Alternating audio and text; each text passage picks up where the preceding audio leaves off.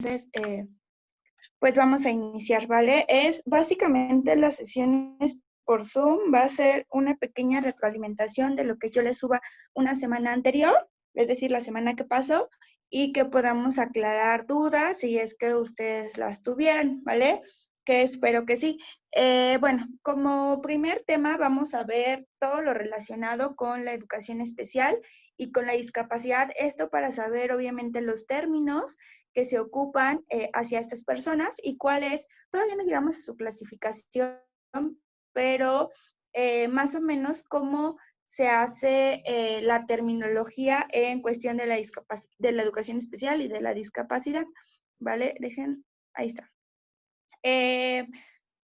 Como tal, la educación especial pues forma parte de un sistema educativo nacional, es decir que la educación especial en cierto punto solamente se va a dar en un aula, ¿vale? O en una pues educación formal que es básicamente con una maestra, en una escuela, en un salón de clases, ¿vale? Este término, bueno, pues es como el que más se ubica, pero también es uno de los términos que se han querido modificar, ¿vale?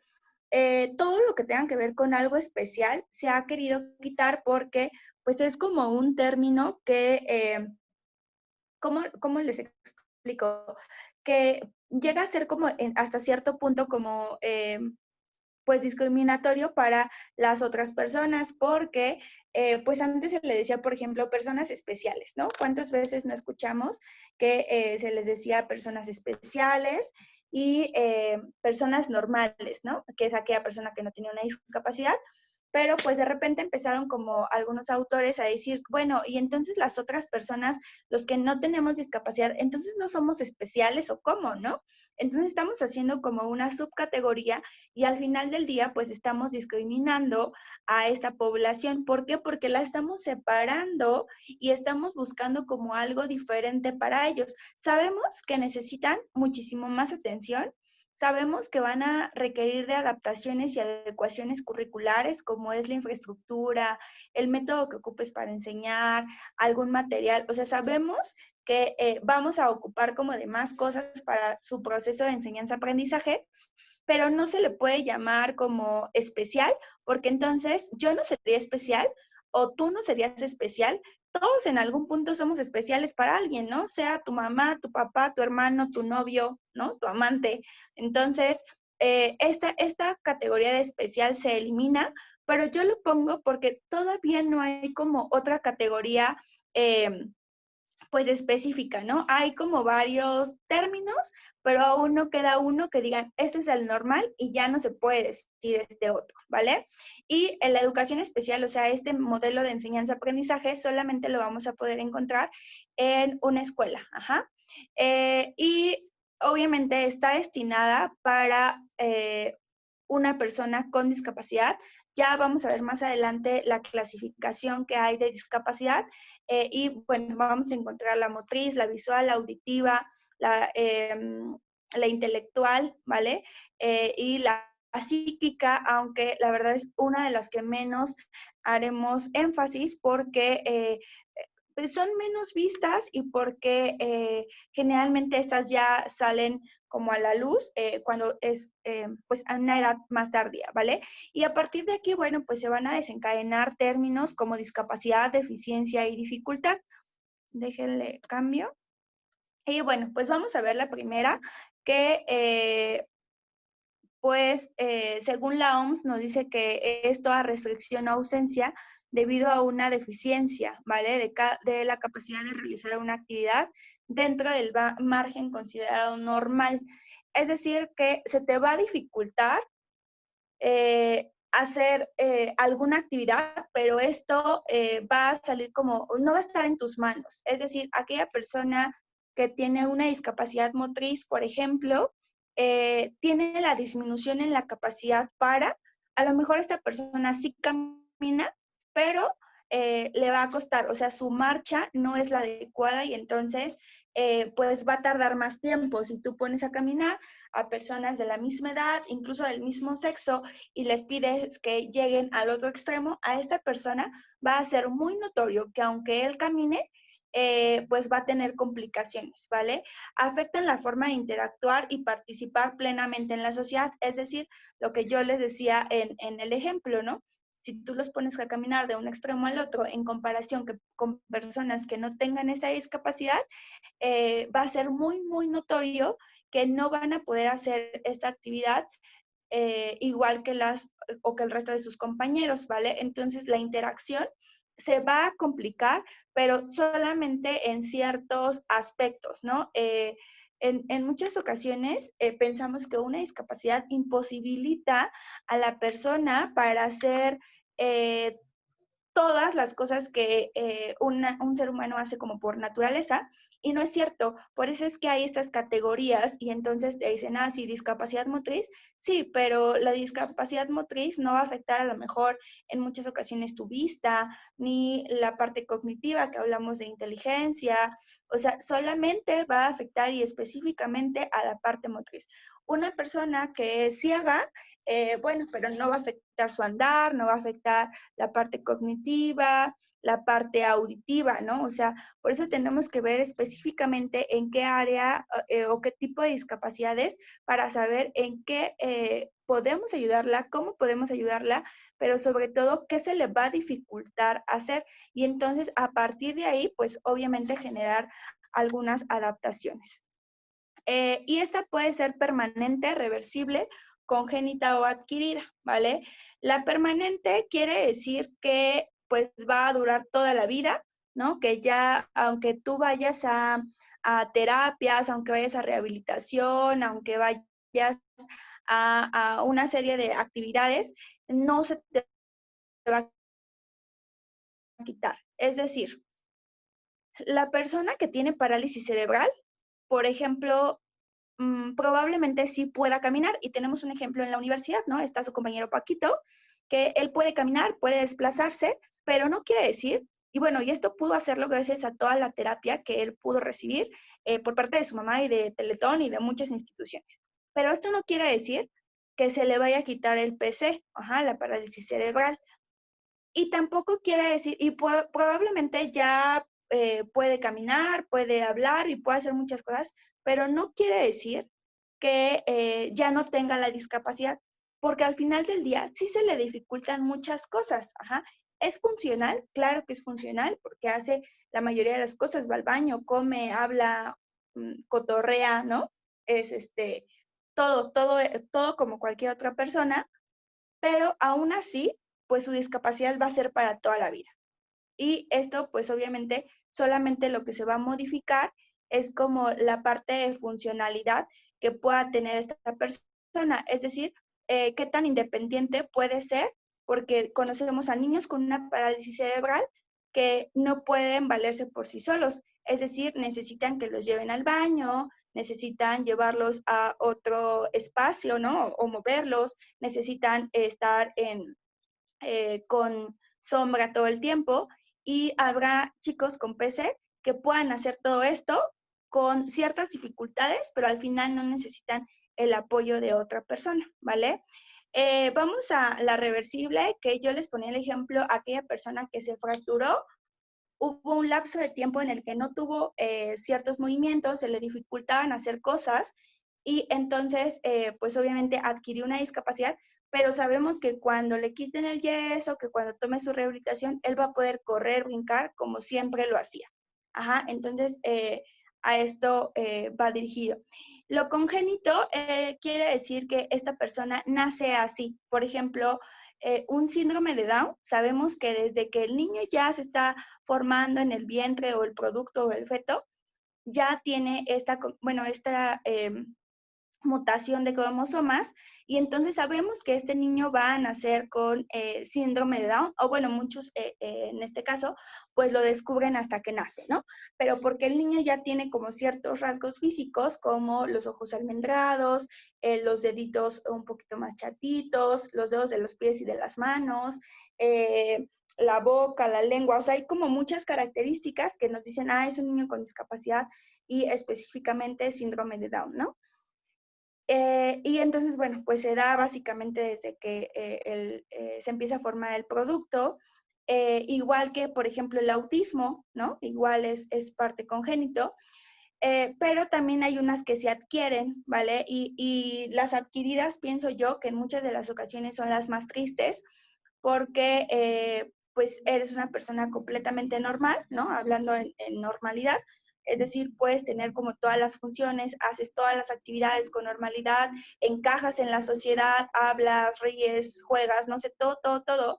Y a partir de un accidente, pues adquieres esta discapacidad. Casi siempre es por accidentes. Eh, y casi siempre va dirigido hacia la discapacidad motriz. Por ejemplo, los choques generalmente tienen daños en la columna, entonces eso hace que quedes parapléjico, tetrapléjico y de este tipo, ¿no? Hay otras que son, por ejemplo, situaciones como con sordera, porque resulta que te dio una infección, no le tomaste atención y la infección se te fue al oído y entonces perdiste como ese sentido, ¿no? O disminuyó como la capacidad para escuchar. Ajá. Entonces, que las vas adquiriendo y en cierta, pues sí, a cierta edad, me parece que todos vamos adquiriendo una discapacidad, ¿no? Y esto lo veo muy, muy claro con nuestros abuelitos, que sabemos que a lo mejor cuando eran jóvenes eran como nosotros, como cualquier otra persona que hacía y deshacía, pero cuando llegan a cierta edad, pues resulta que ya sus movimientos son torpes, son más lentos, su tono muscular empieza a disminuir, empiezan a ser más espásticos y después resulta que ya solamente dan unos pasitos y después ya no pueden dar esos pasos, se quedan con la parte de una silla de ruedas, no sé, van empeorando. Lo mismo pasa con las personas con diabetes, por ejemplo, van perdiendo la vista, van perdiendo el oído, y entonces son situaciones que por una enfermedad, por un accidente o simplemente por la edad, pues vamos adquiriendo. Pienso yo que en algún punto de nuestra vida, pues todos vamos a tener cierta discapacidad, ¿no? ¿Hasta aquí alguna duda, chicos?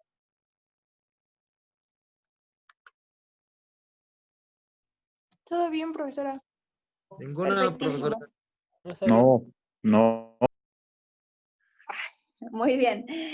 Bueno, más adelante ya en esta semana vamos a ver la clasificación que existe en los tipos de discapacidad. Yo solamente aquí los puse como para ir adentrándonos. Ya he hablado de alguno de ellos, que es como la parte intelectual, lo visual, lo motriz, lo auditivo y lo psíquico. Ajá, ya más adelante les mostraré algunos videos de pues cómo es una persona con una patología psíquica, y no sé si ustedes han visto, en algún momento fue muy sonado este video de una chiquilla, no me acuerdo cómo se llama, pero es una niña que es adoptada junto con su hermano y ella pues prácticamente viola a su hermano, y quiere matar a sus papás y demás, pero porque traía como una historia de sus papás biológicos media fea, ¿no?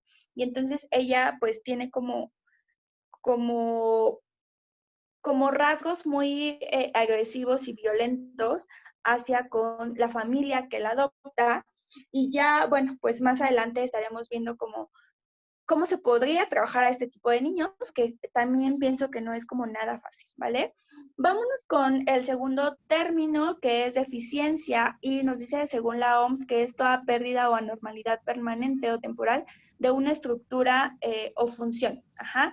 Y bueno, voy a leer las tres y ya al último les digo cómo a qué refiere. Influye la existencia o aparición de una anomalía, defecto o pérdida de una extremidad, y produce una limitación funcional que se manifiesta en la vida diaria. Entonces, toda persona que tenga discapacidad forzosamente va a tener una deficiencia, ¿vale? Y la deficiencia es muchísimo más vista hacia una persona que no nace con una mano, que no nace con un pie, o que lo pierde o que pierde una extremidad por justamente este accidente, y que entonces esta deficiencia va a ocasionar como la discapacidad, ¿vale?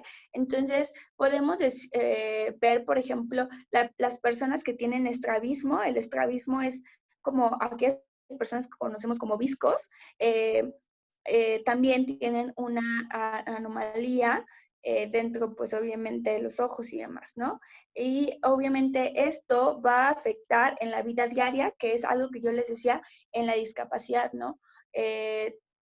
que siempre va a afectar algún área de nuestra vida y la interacción en la sociedad. O sea, aunque tengamos una sociedad muy, muy incluyente y aunque existan o no existen más bien las barreras,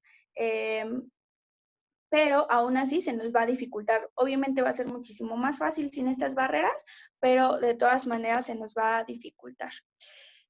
Ay. Después tenemos dificultad, que en dificultad sabemos que cualquier persona con discapacidad obviamente se le van a dificultar ciertas áreas, pero la dificultad hablando como de estos temas de discapacidad van muchísimo más enfocados a cualquier persona en cualquier área. Es decir, a todos en algún punto de nuestra vida se nos han dificultado cosas, ¿no? Materias, actividades, y esto requiere como un esfuerzo adicional para que nosotros podamos llegar al objetivo de conseguir algo, ¿vale? Pero al final del día sabemos que se nos va a dificultar. Esas personas ven, oyen y entienden las cosas de manera distinta. Y entonces aquí yo lo veo como que entran los tipos de inteligencias y los estilos de aprendizaje de cada persona. Es decir, si encontramos o yo puedo entender y hacer cualquier cosa si encuentran en mí el estilo de aprendizaje y el tipo de inteligencia que yo tenga. Pero la verdad es que el sistema educativo está marcado como de cierta manera y entonces no todos podemos acceder al conocimiento de la misma manera justamente por estos estilos de aprendizaje y los tipos de inteligencia que cada uno de nosotros tenemos. Por eso es que necesitamos como hacer un esfuerzo adicional y con este esfuerzo adicional podemos llegar a el objetivo que se tenga. Estoy segurísima que ustedes, a pesar de estar en la misma licenciatura, más o menos con la misma edad, incluso que la mayoría son hombres, ¿no? Como con ciertas características muy específicas, a todos se nos dificultan cosas totalmente distintas, ¿no? Por ejemplo, estoy segura que a algunos se les dificulta más el inglés, a otros más las matemáticas, e incluso hablando de algún deporte, específicamente en su carrera, estoy segura que a unos se les facilita más unos que otros, ¿no? Entonces, bueno, la dificultad pues sí está como ligada a la discapacidad, pero también a personas regulares. Regulares es a lo que antes se le llamaba normal, ¿vale? Que hoy en día sabemos que tampoco nadie es normal o normal para los ojos de quién. Y el segundo tema que abordamos fueron las necesidades educativas especiales, que ustedes las van a encontrar como NEE, ¿vale? Y este término está muy ligado igual a la parte de la educación. Y nos habla sobre necesidades educativas especiales, es decir, como todas aquellas necesidades que se van a generar para que nuestro alumno, en este caso, pueda acceder al aprendizaje. Y entonces, ¿qué tenemos que hacer nosotros docentes para generar un proceso adecuado de enseñanza-aprendizaje? ¿Qué herramientas tengo que tener o tengo que adquirir para que mi alumno pueda acceder al conocimiento de manera, pues, lo más normal que se pueda? Y las necesidades educativas especiales, chavos, quiero que quede muy, muy claro que no está destinado solamente a personas con discapacidad. O sea, sí se generó o sí fue pensando en esta población, pero cuando empiezan a poner en práctica todo esto, pues se dan cuenta que todos en algún momento tuvimos necesidades educativas especiales, que todos en algún punto de nuestra vida pues necesitamos de estas ayudas extras, y entonces aquí entran sí justamente toda la clasificación de la discapacidad, que era algo que ya habíamos visto, pero también entran todas aquellas personas que en algún punto de su vida tienen un quiebre por cosas familiares, económicas, sociales. El quiebre en este momento puede ser la pandemia. La necesidad educativa especial que se dio en este momento es que todos vámonos a nuestra casa, porque si no podemos salir contagiados.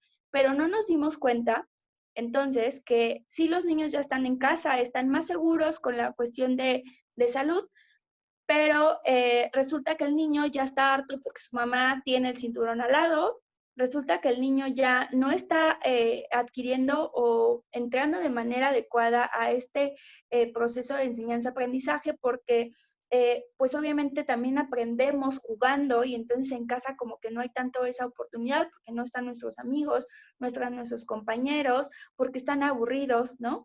O porque en casa simplemente no hay trabajo y no hay dinero. Ajá, y entonces los papás están con el estrés hasta las puntas y entonces no hayan como la manera de poder enseñarle al niño, ¿no? Y entonces les decía que todos en algún punto tenemos estos quiebres, ajá.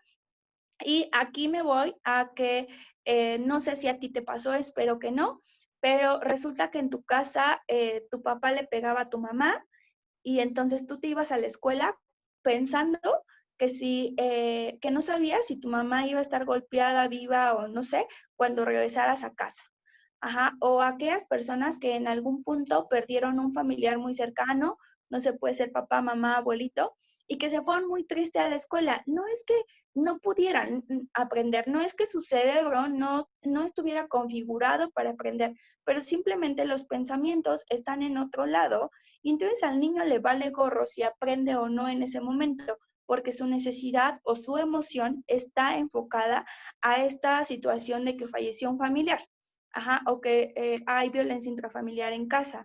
O si nos vamos a lugares como de más alejados o de una sierra, pues obviamente vamos a encontrar que el niño, pues resulta que no pasó a comer o resulta que tuvo que caminar horas y horas para llegar a la escuela y entonces cuando llegó ya estaba súper cansado, con hambre, con sueño, cosas de este tipo. Ajá, entonces que el niño al final del día no va a poder acceder a este proceso de enseñanza-aprendizaje o que simplemente es un niño con altas capacidades cognitivas, que son los niños que anteriormente se conocían como los niños sobredotados, ¿no? O sea, que tienen una inteligencia por encima de la norma y entonces ellos no es que no puedan acceder, pero necesitan esta educación especial porque pues obviamente van a adquirir como de un apoyo extra para que puedan avanzar. Lo que sucede en estos casos, no sé si les decía en el video o no, yo tuve una pequeña que tenía justamente como estas características, pero cuando llega a mi consultorio, la mamá me dice, es que tengo muchísimos problemas conductuales con mi hija porque pues siempre molesta a los compañeros, se levanta, cosas de ese tipo, ¿no? Cuando yo mando el informe a la escuela para ver qué es lo que pasaba, la maestra lo que me dice, sí, hace esto, esto, esto, esto y esto, y me ocasiona obviamente problemas con los papás, pero también con los niños, pero su rendimiento académico es excelente, ¿no? Y me decía como todas las habilidades que esta niña había adquirido. Entonces, cuando yo hago pruebas de inteligencia, pues veo que la niña está por encima de la norma. En ese entonces ella tenía más o menos como unos 5 años, iba en el preescolar y dominaba bastante bien muchos temas. La mando con el neuropediatra y justamente confirman como este diagnóstico. Y entonces no es que ella no pudiera encajar perfectamente en ese sistema, solamente que necesitaba de estas necesidades educativas especiales, donde le hicieran actividades que fuesen muchísimo más complejos para el aprendizaje de ella, porque de lo contrario, pues ella terminaba muy rápido, se aburría y entonces ocasionaba como estos problemas, ¿vale? Eh, el objetivo de las necesidades educativas especiales es, pues obviamente, promover el desarrollo personal y social, entendiendo desde unas necesidades de las cuales tenemos que potenciar como este proceso, ¿vale? Yo les decía que en esto es incluso aquel niño que nunca quiere bailar porque le da pena, pero entonces no está como desarrollando la parte social, creativa y demás, y entonces tenemos que buscar la manera en que el niño participe en todas las actividades. Y uno de los fines de las necesidades educativas especiales es justamente eso, que todos los niños que están en un plantel educativo puedan acceder a absolutamente todas las actividades. Todas las actividades hablo, sí, en aula, pero también en clase de educación física, pero también en un bailable, pero también en una excursión, en una kermés, o sea, en absolutamente, ay, perdón, se cayó mi celular. en absolutamente todo, ¿vale? Y les decía, bueno, el concepto de necesidades educativas especiales se aplica a cualquier alumno o persona que precisa más atención del contexto habitual, ¿no? O sea, cuando los papás se están separando, es un golpe muy fuerte para un niño, incluso cuando somos adultos, ¿no? Y entonces esto va a requerir como muchísimo más atención para que el niño pueda acceder a este aprendizaje, ¿vale? Entonces, aquí lo importante, chicos, es que tengamos como bien en claro que no solamente va hacia las personas con discapacidad, que es algo que se piensa muchísimo, ¿no? Donde pensamos que la educación especial y las necesidades educativas especiales solamente se van a dirigir a una persona con discapacidad. Sabemos que sí, que también, pero sabemos que también entra cualquier niño que requiera en ese momento muchísimo más atención, ¿vale? ¿Hasta aquí alguna duda, chicos?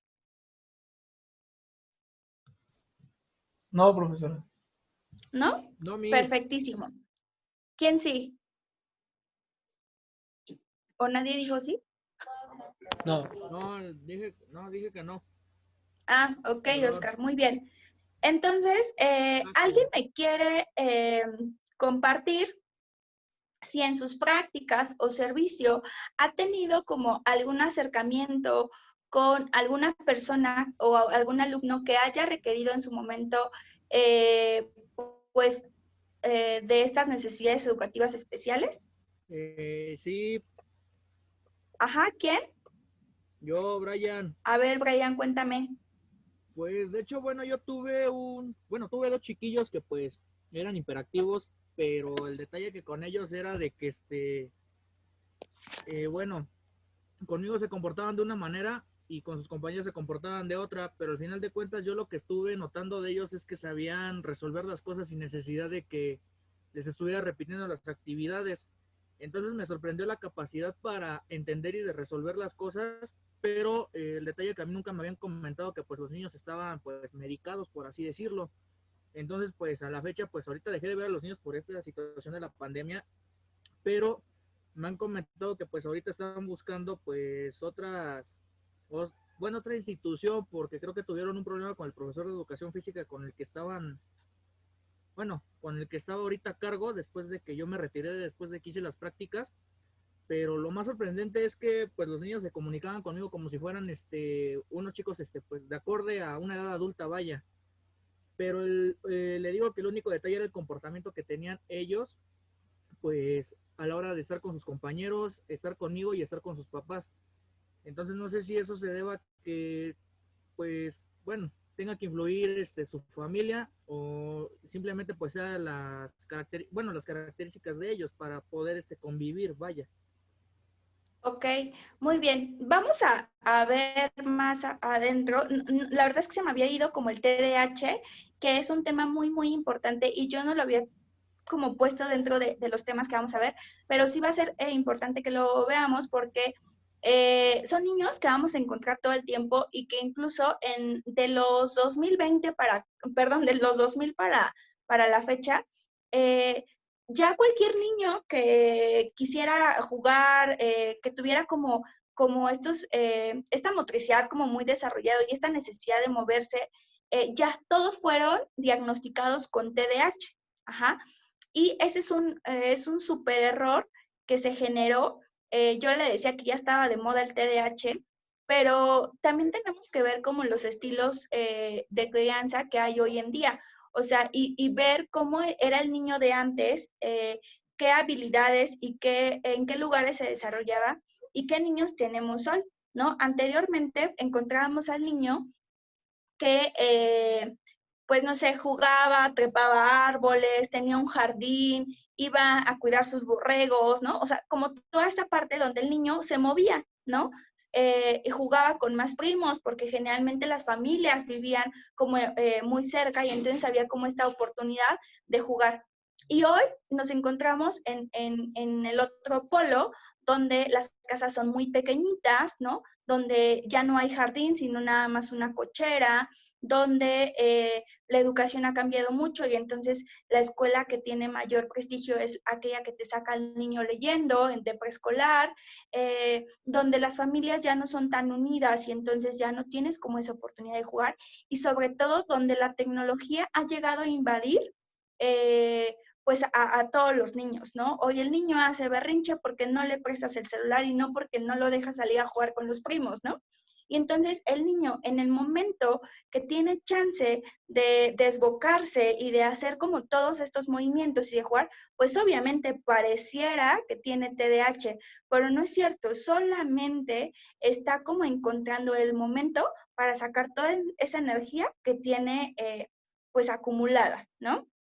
Y para los niños que sí están bien diagnosticados, que están medicados, bueno, pues entonces habría que ver si este comportamiento lo repiten en todos los escenarios. Y entonces aquí justamente vamos a hablar de los equipos multidisciplinares, donde vamos a detectar justamente qué actividad le corresponde a cada maestro o a cada disciplina, a cada profesión, ¿no? O sea, por ejemplo, desde la parte de ustedes, qué actividades les corresponde hacer y cuáles no. O sea, su rol, por ejemplo, no es decirle al papá, dele tantas pastillas, porque para eso ustedes lo van a mandar al neuropediatra o al psiquiatra, donde él le va a decir, ¿sabe qué? Debe tomar tal y tal medicamento por tanto tiempo y en tanta dosis, ¿no?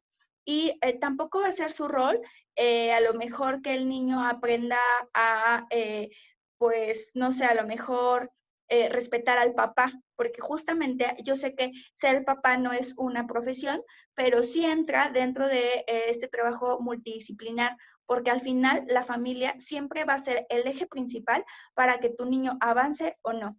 O sea, no sé, siempre, o ahorita que estoy viendo psicología del deporte, justamente esos temas abordamos, ¿no? Que probablemente el papá no va a entrar a jugar por el niño, ¿no? Aunque él quisiera, porque son bien aficionados, pero entonces le vamos a dar una tarea específicamente al papá para que haga su chamba, y esa chamba entonces va a ser, pues que llegue temprano a los entrenamientos, que, no sé, a lo mejor que vaya por el mandado y le haga la comida que es nutritiva, ¿no? Y entonces le vamos a dar tareas a cada uno.